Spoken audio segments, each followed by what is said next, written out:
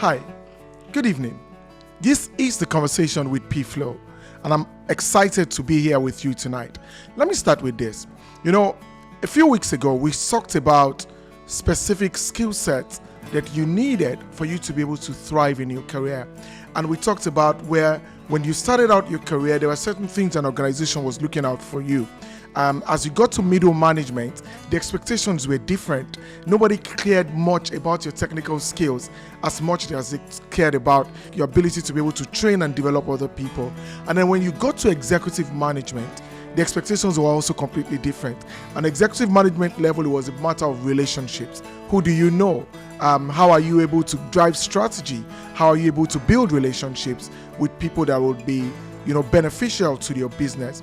Now, you see, in the workplace, there's so many things that come together towards defining who the world-class employee is. So, in my previous place of work, we always touted the word world-class.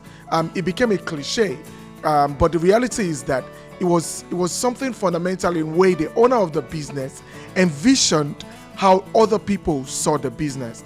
And the employees, the staff, were the mirror through which the rest of the world saw that organization. So he was obsessed with always being the best, always being world class. He didn't want to be the biggest, but the business wanted to be the best at what they do. And in choosing the people that came to work in that organization, they were very deliberate about the kind of people that they hired. So you had to have a type of character, you had to have a type of personality, you had to have a specific type of makeup that ensured that you are the right fit for the organization. And more often than not, the organization got it right, hired the right people, was able to accomplish some of its big dreams, and was able to become, a company that you would be proud of. And that is something that has excited me. As the CEO of an organization, or as a senior person in an organization, I always say to people, even as a pastor, that excellence is such a commodity that you should never joke with it. You must commoditize excellence such that everything you do, there is the extra attention to detail. So today, I'm not going to be the only person speaking. I have invited my friend and someone I can now call a brother, because Tola and I go way back. I could almost say that I knew Tola from the day he was born. But I would like to welcome Mr. Tolu Akinsulire to the conversation with PFlow. Thank you very much. It's my pleasure to be here. And don't worry, we promise not to tell any childhood stories. No, we have to tell those childhood stories. Hey. So interestingly, Tola and I trained to be chartered accountants. And I would say that we're probably in a set of very few people, probably the youngest set of accountants that ever walked the face of this earth. So let them see us together and say, yeah, we're very young accountants. I qualified just before my 17th birthday, and I think Kola qualified just before his 18th birthday as well. So that gives you some perspective to our history. Now, in the same vein, I would say that we benefited from the sort of environment we grew up in. Yeah. Our parents were both chartered accountants, yeah, but they were not ordinary men. I always speak about those two guys. My father is late, but thankfully uncle is still alive, yeah, and doing very well. But I always speak about the two of them anytime I tell my story, as two phenomenal human beings that set the tone for who I became as a professional. So I know this show is not today about our parents, but it's important that we talk about them. Yeah, sure. One of the things, like he was talking about our parents, one of the things I can say with our dads was that they took serious interest in terms of how we performed. Back in his house, there were times in which his dad would bring up the blackboard and actually start teaching him. And the same thing also happened in my own household. There will be times in which my dad would actually sit down. I can still remember from way back in SS1, I actually remember that my dad was the one who started teaching me accounting, etc. and all those sort of things. Yep. So it's been that kind of approach in terms of having to breed excellence from the ground up for both of us across both families, really. No, and this is quite important, because as people listen to this, I always say that nothing happens just because. There has to be some deliberate thought, some deliberateness to what you do. And it's important that the influences that you allow to drive the way you make decisions, the influences that you allow into your home space, that they're very, very important, because those things shape the lives of your children. You know, interestingly, you know, we have a medical doctor in our family, and you have a medical doctor. We have a medical as well. doctor too. You know, so it wasn't. There's an engineer, there are engineers, and and I don't think it was deliberate like our parents planned it, but it was just the way we were brought up. Now, there's something you talked about that I find quite interesting. You know, I tell the story, and at some point we're going to have my older brother on the show, and you guys are going to really enjoy that one. But one thing my father did that always blew my mind was, my older brother was a science student. Now, dad never did secondary school, so he was one of those kids who, from primary school, became a teacher and all of that, and he ended up in the UK. But just so he could teach my older brother, he would buy, every time he buys textbooks, he will buy a physics textbook and buy another one for him. He will buy biology, he will buy biology. So as Colin is reading Kotler, my dad is reading it. And the reason why he's reading is he doesn't want Colin running around rings around him when that one has assignments and all of that. But they were deliberate. And that's something we should talk about. Now, in addition to that, so when I started working after leaving my father's firm, like Tola did as well with his father's firm, we seem to have very similar stories, right? We decided we wanted to. We decided we were not going to do well as auditors. And accounting, well, whilst we liked accounting, we felt that we wanted to do more than that. So I left my father's firm and I joined ARM.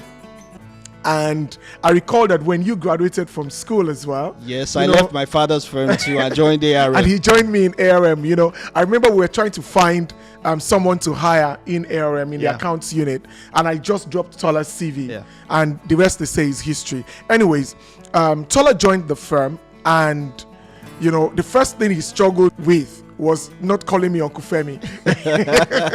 He would say Uncle Femi. I was like, no, you don't call me Uncle Femi here. You have to call me Femi. But one thing that was very clear from the moment he joined the organization was his rabid desire to learn and his rabid desire to just be excellent at what he does. And Tola, I want you to talk about that. I think, you know, it's interesting that you actually discover some of the things which came to you just unconsciously. It's later on when you can actually put it into something that you can actually understand.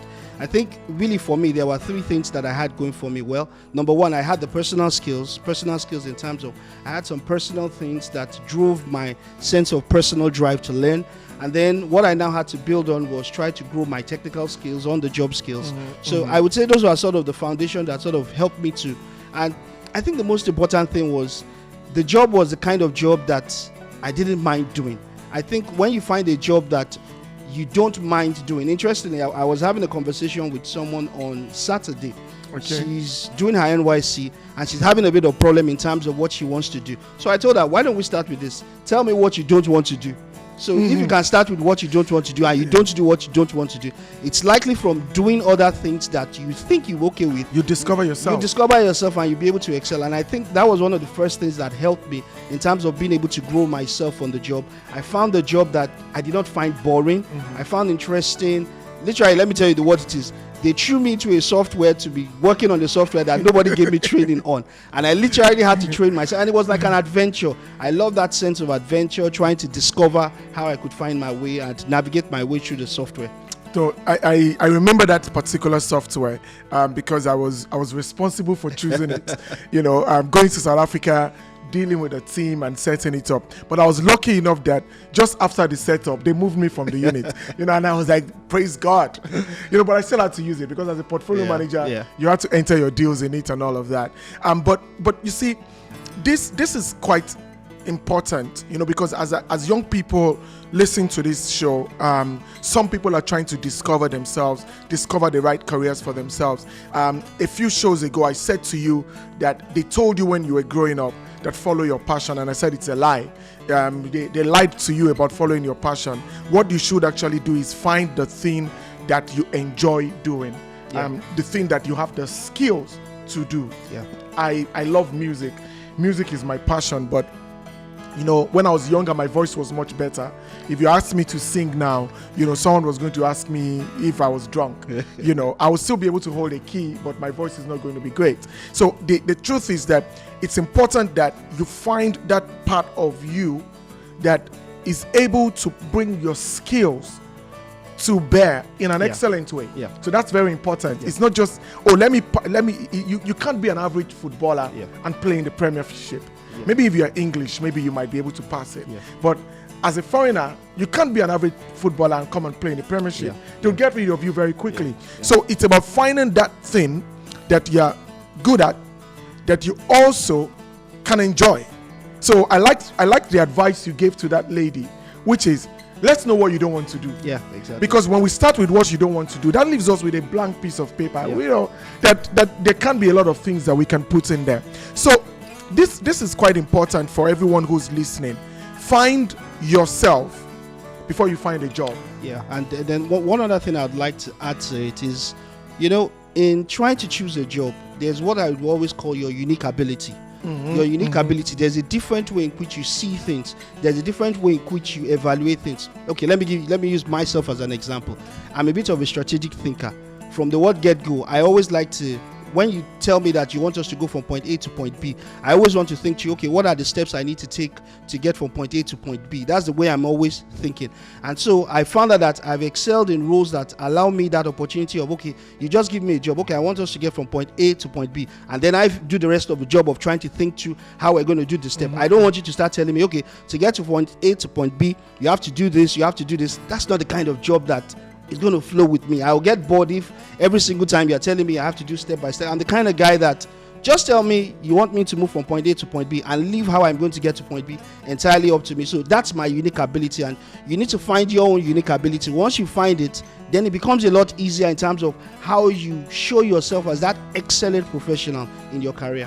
No, thank you very much. I like the phrase that you've used for it, your unique ability, because that's extremely important for you in the workplace. So let's now talk a bit more practical. Okay. So you came in almost like an entry-level guy when you joined, and within a short while you became the head of your unit, if I recall.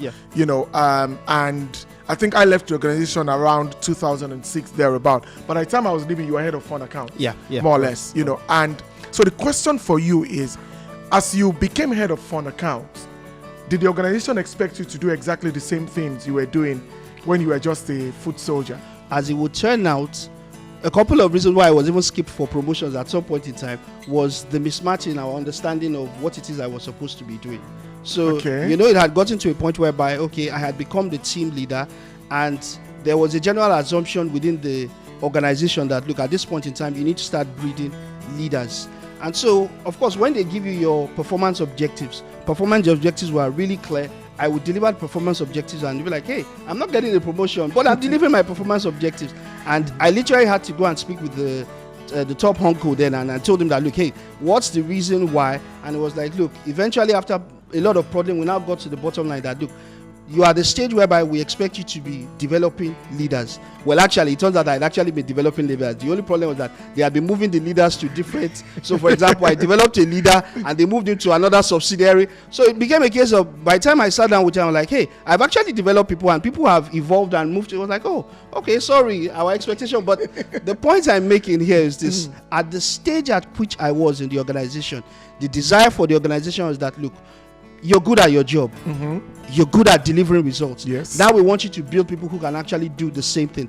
And that's the transition you have to be ready for. As you start taking up more senior roles, you have to be ready to drop the technical aspect whereby you're the superstar, and you basically have to start developing the influence of creating leaders around you. So you see, guys, you know, when I tell you these things, it's not like I'm lying or I'm making them up. This is exactly what I said when I had my first, actually I think it was either the first or the second episode. And I said, when you become a middle manager person, I don't care that you can model. I don't care that you can use Excel or PowerPoint. I care that you can develop people, that you can give me a pipeline of people that can replace you. You know, I say to managers that your job is to find your replacement. Exactly. End of story. I don't need you to be able to write a good, you speak good English here because you're going to represent me with the clients. But honestly, I want you to be able to replicate yourself. Yeah. Find me someone else that can do your job, Exactly. probably do it better than you, then I can move you somewhere else. Yeah. And as you grow up in the organization. So you did that transition, moving from, and it was good that you had a manager who you could eventually speak with, who could say to you that, listen, Actually, this is what is it missing. was my boss's boss that my manager could not actually communicate that. So it was actually just to keep it clear, which is one of the things you need to develop in the workplace. You need to develop courage and the reputation for the kind of results that should support you. So I actually spoke to my manager, but my manager really couldn't explain. He couldn't tell me what the issue was. And immediately I finished the meeting with him. I went to him and I just basically told him the same thing. And it was only after the conversation was a bit long, but it was from asking this, asking that. We eventually found out what the situation was, and we found out that, look, I have actually raised leaders and they've just transitioned them out of the organization for different reasons. No, I mean, sorry about that. I apologize on the behalf of all your guys. But the truth is that organizations can actually miss those kind of things. Yeah. I say to people in the office now, so I don't do appraisals anymore. So I'm like the last line for appraisals. But I tell the managers that, look, I don't have day-to-day contact with the junior people. You do. I'm relying on your eyes to see where this person needs to develop, and it's the feedback you give me I'm going to rely on. As you get higher within the organization, the demands are different. So now I know you've transitioned from senior management, from middle management to more or less executive management. Yeah. So what are the differences now today? Well, the differences, I'll tell you, is pretty simple. My job is to make sure that every other person is doing the job.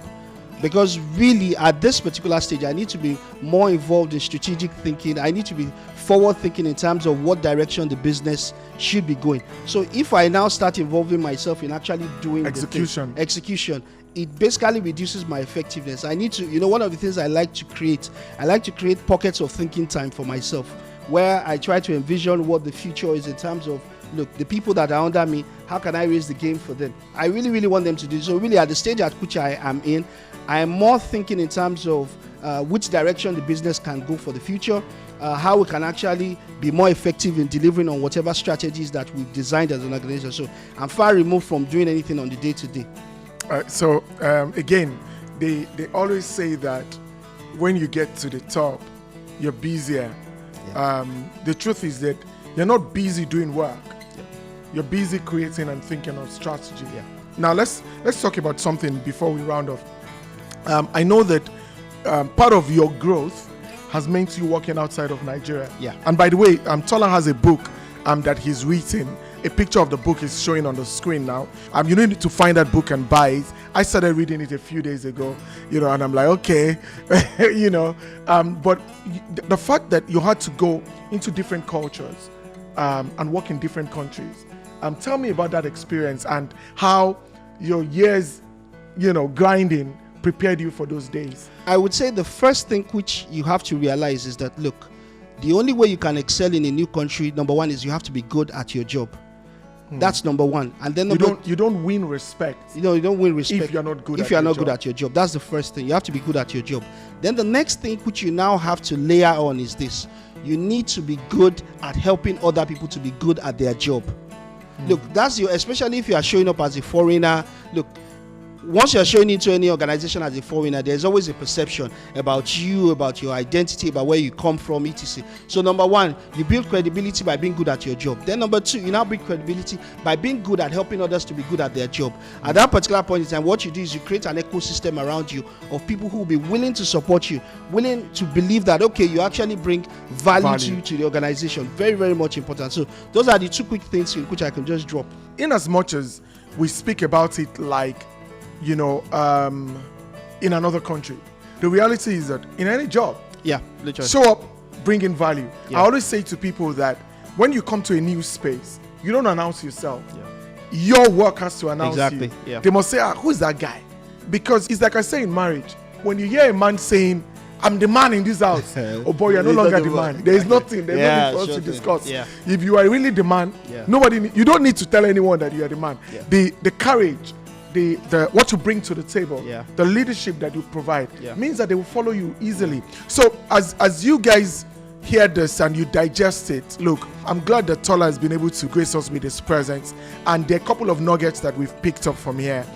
One thing that stood out for me, one of the things that stood out for me was him saying to us that find that thing that you're good at and that you can create value and people are going to see it. Secondly, just hear what I keep telling you. They've not promoted you in 10 years. It's not because they don't like you. It's because you haven't demonstrated the performance and the skills and the leadership for the next level. I always tell the guys in my office that before you are promoted, you must have shown me for 6 months that you are ready for that role. Yeah. I'm not promoting you so that you can be that person. I'm promoting you into a role that you're already playing. And that's very important. Show me growth, I'll promote you. Yeah, and one other thing I'd just like to add here is very important. You are responsible for your career.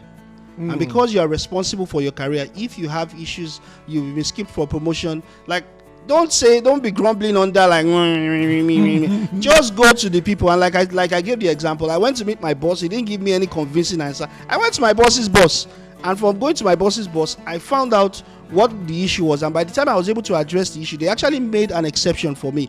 Normally the next appraisal was not a promotion appraisal, but they were like, look, they had to make an exception because they realized that they messed up. You understand? It's as simple as that. You have to take responsibility for your career. Don't assume that your boss is going to be the one who's going to speak for you. If you need to speak for yourself, as long as you've created a repertoire of good work, you can walk into anybody's office and speak your case and present your case, really. So Tola, I mean, I know that we're about to round off, but you see what you said now is so true. I actually do remember that when I was in ARM, I had exactly the same problem. I got skipped for promotions and I couldn't understand it. But I found out that my supervisor actually never recommended me for a promotion. Well, what happened was that when it got to the executive level, my promotion recommendation always came from the execs. And that's where visibility comes to play. Because my work was visible to those guys, even though my supervisor wasn't putting me out there in front, somebody in that team was able to say, Femi's work is great. You should promote him. And I would say maybe my last 2-3 promotions in ARM came that way, with someone saying Femi is deserving of a promotion, not because my supervisor did. Anyways, let's bring this home. This for me has been a very interesting and enlightening conversation, and I hope it has been for you as well. My name is Femi Olade, and you just had the conversation with PFlow. Thank you so much, Tola, and I'll see you very soon. Thank you very much, my friend.